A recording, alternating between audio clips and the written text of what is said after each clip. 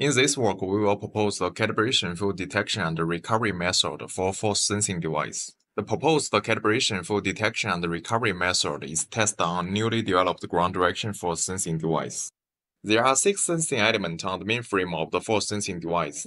On the bottom neck beam of each sensing element, a pair of strain gauge is implemented to sense the strain when applying loads. An acquisition board with 16-bit ADC converter is embedded into the frame to sample the raw readings in real time. The dataset used for training the models and for validation experiments are collected using a commercial force plate. The vertical ground direction force and the location of the center pressure are measured with the force plate, when at the same time raw readings from 6 sensing elements are recorded. The GPR-based calibration method is employed to extract the ground direction force information directly from the raw readings of the sensing element. In the training dataset, the raw readings from the sensing element are used as the input variables, when the measurement from the force plate are used as the target output. The hyperparameters of the Gaussian process regression are optimized by maximizing the log marginal likelihood.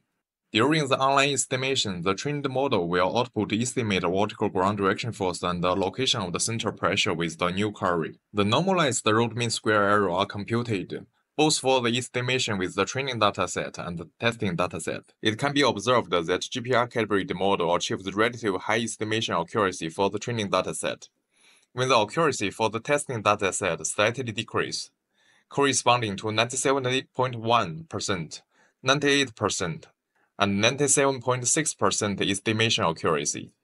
The Gaussian process regression also output a variance that represents the uncertainty of the estimation. By using this characteristic, a GPR-based fault detection method is proposed.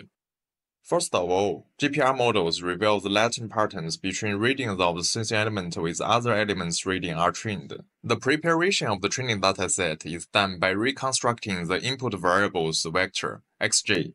For instance, to prepare the dataset for sensing element 3, the input variables x3g is reconstructed by excluding the reading of the sensing element 3 when the reading of the sensing element 3 is used as an observed reference.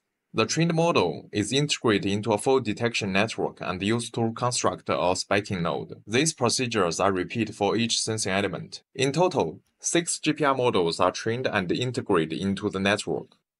In experiments, a data stream is constructed with the testing dataset and fed to the fault detection network. The lower 6 plots show the data stream of the raw readings of the 6 sensing elements and their estimated Gaussian distribution with 95% confidence interval. As can be seen, the width of the confidence interval from 6 GPR models is stable and narrow when the raw readings are healthy. Once fault factor is applied to the raw reading of the third sensing element at 5 seconds, the width of the confidence interval from these GPR models become unstable and much wider. This is because they take the corrupt reading from the sensing element 3 as the query input. At the same time, the confidence interval of the GPR model 3 remains stable and narrow, as it don't rely on the reading of the sensing element 3 for estimation. To this end, we construct a GPR-based spiking node. If the estimated standard deviation is larger than the threshold, it will be active and output a 1, otherwise it remains as the default value of 0. The threshold in the spiking node of this experiment is defined as 1.68 times the learned standard deviation of its own noise level. By combining the binary output from the spiking nodes, we can obtain an embedded vector denoting the potential fault conditions. For the fault on sensing element 3, the vector will be equal to the vector where third element is 0. If they are equal, the raw reading of the element 3 will be evaluated with the full Gaussian distribution estimate with the GPR model 3. A. If the value is outside the 95% confidence interval, the fault is detected on sensing element. Otherwise, the fault detection process will keep looping. In this case, fault is detected 0.38 seconds after the factor applied. The threshold in the spiking nodes are essential to determine the sensitivity of the network. Therefore, the effect of the scalar factor k of the threshold on the sensitivity of the fault detection network is analyzed with the testing dataset. In the experiments, k is gradually increasing from 1 to 5 with 0.02 increments. For each k, 100 fault detection tests are performed.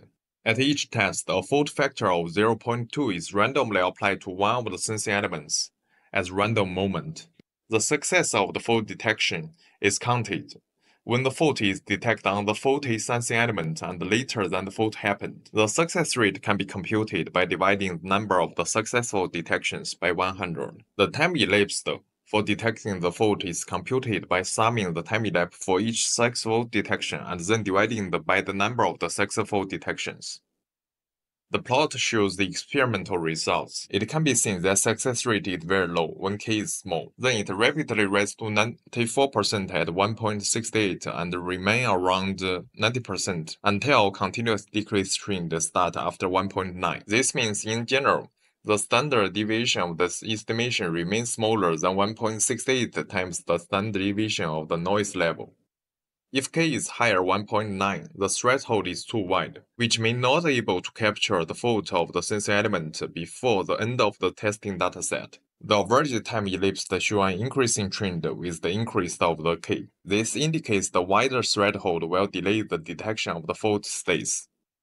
In the end, we choose 1.68 as the scalar factor in this work to retrain the function of the force sensing device. The recovery model based on the GPR are trained. For instance, to train the recovery model for fault on sensing element 3, the training dataset is prepared by assembling the input observation vector of the X3G in fault detection dataset with the ground truth from the force plate.